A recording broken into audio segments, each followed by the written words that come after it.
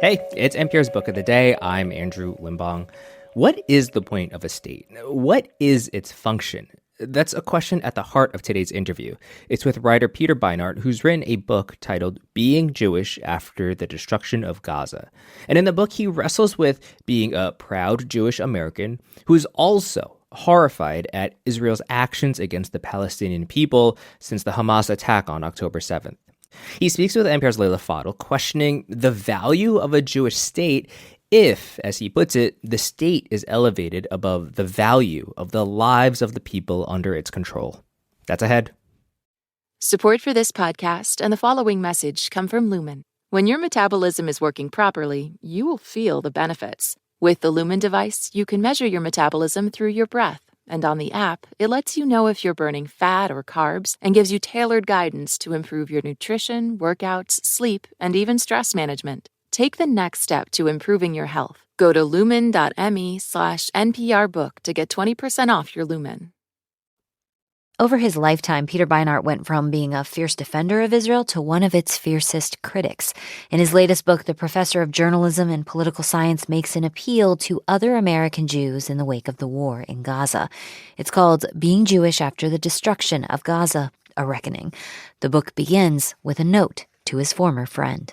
I know you believe that my public opposition to this war and to the very idea of a state that favors Jews over Palestinians constitutes a betrayal of our people. When I enter a synagogue, I am no longer sure who will extend their hand and who will look away. Maybe you feel a similar anxiety in progressive circles where you once felt at home. Jews have always quarreled, and we should. But I worry that given the trajectory of events in Israel and Palestine, we may be moving past mere disagreement toward hatred. Why did you open the book this way, with this note to your former friend? Because the book really came out of my struggles over the last year and a half, in some ways longer, with a community that I love, that is at the center of my life, and where I have many of my closest friendships, but from which I feel sometimes profoundly at odds, because people who I respect and love seem to me to be able to look away from the horrors of what Israel is doing to Palestinians and justify those. And so I wanted to write to those people. Now, you've been a very public critic of Israeli policies, Israel's occupation for many years. Can you talk about the way your views changed later in your life, really? Sure. I grew up in many ways not differently than many, many American Jews, in a family in which Israel's existence gave us a sense of comfort and security. But it was only late in my life, in my 30s, that I, for the first time, I wish it hadn't taken so long, that I went in and spent time with Palestinians in the West Bank. And one of the things that always has stuck with me was when I was talking with a Palestinian mother. She had had two girls, and then she had a boy. And she told me that when she had a boy, her daughters started to cry. And she said that they were crying because in their town, boys throw stones sometimes at Israeli soldiers. And the Israeli military comes in the middle of the night to people's homes. They don't really necessarily know who threw the stones, but they know if there are teenage boys there, and they'll take the teenage boys screaming out of their homes, hold them often in solitary confinement for a day or two or even more, and that her daughters didn't want to have that experience in their home. And I just thought, what is it like to live with this kind of fear and this kind of vulnerability, that there's no army to protect Palestinians in the West Bank? They are at the mercy of the Israeli army that can do these things, and it's utterly terrifying. And I have been raised to think so much about our fear and our trauma as Jews, and I really hadn't thought about the kind of trauma and fear that Palestinians experience. Now, you address this in your book, but there are going to be people that listen to what you said who bristle at this and say, what about the violence that Jewish people in Israel have suffered? Suicide bombings, the October 7th attack on Israel.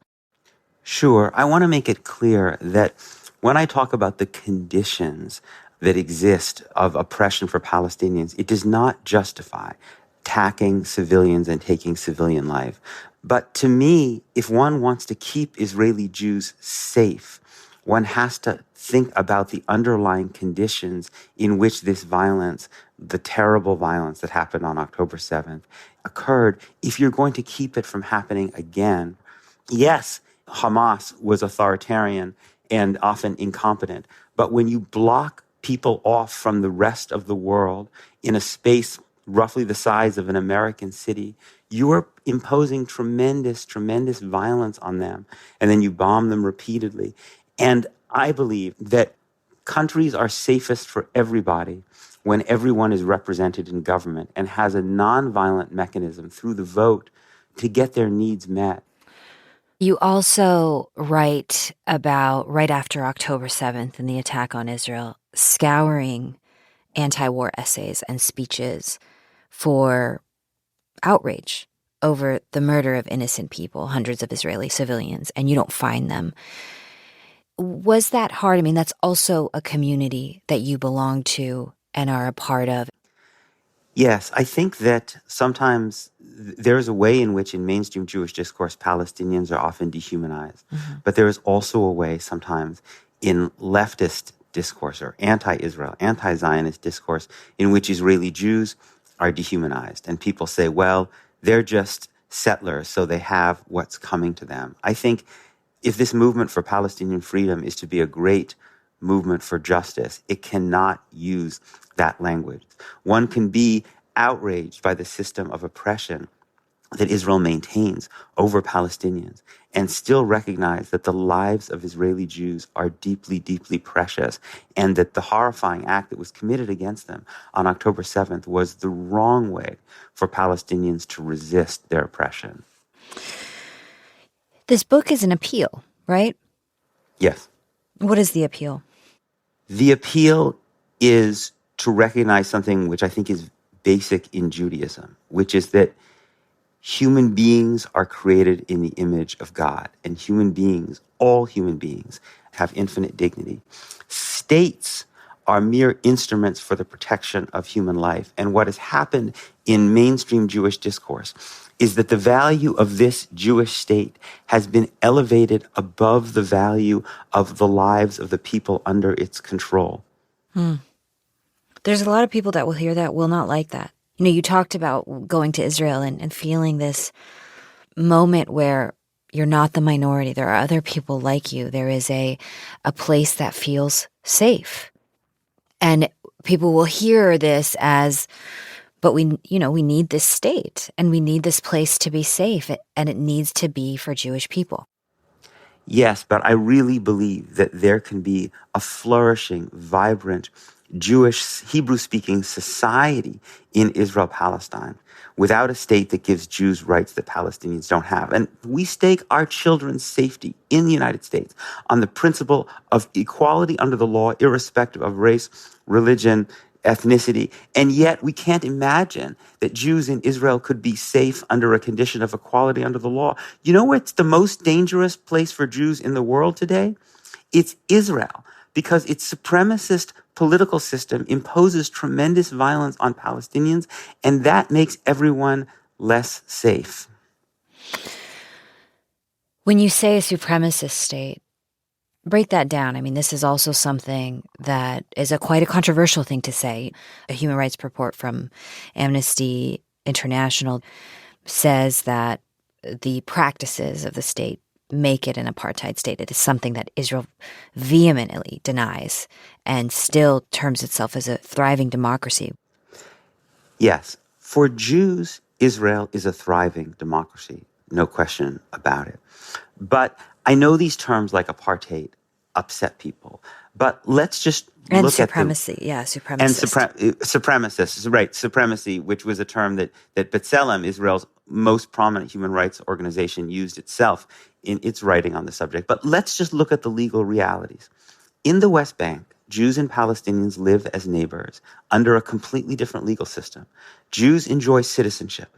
Palestinians cannot become citizens. They cannot vote for the government that has life and death power over them.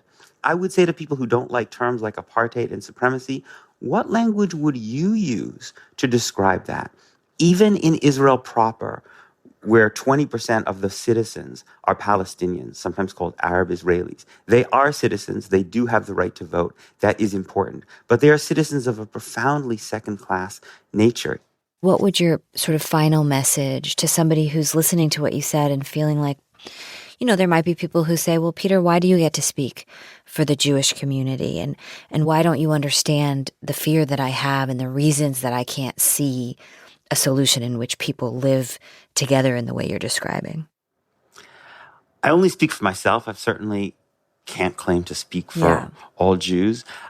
I guess I would say to people who believe that Israel is on the right path, I would say, how well do you think this is working for us? Be willing to actually look at what has happened in Gaza, the destruction of an entire society. Look at what's happening in the West Bank. Is this the path we want to go on? Or can we imagine something different? Imagine that if Palestinians are treated with dignity and have the equality that they deserve, that actually can be a better future for us. And I try to suggest at the end of the book that although this is a very difficult path, it is a path that's been walked before, and that many of the greatest moments of the 20th century came exactly when people rethought the supremacy that they had become accustomed to and began to imagine lives as equals, and that we can experience that as well. That was Peter Beinart, a professor and the editor-at-large of Jewish Currents, on his new book, Being Jewish After the Destruction of Gaza, A Reckoning.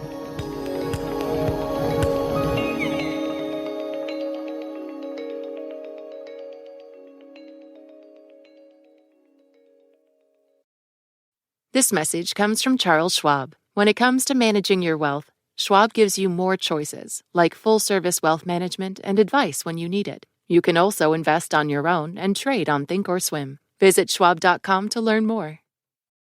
This message comes from Best Western Hotels and Resorts. From adventures to new places, Best Western has you covered. With over 4,000 hotels worldwide, you're sure to find the right hotel for your next getaway. Life's a trip. Make the most of it at bestwestern.com.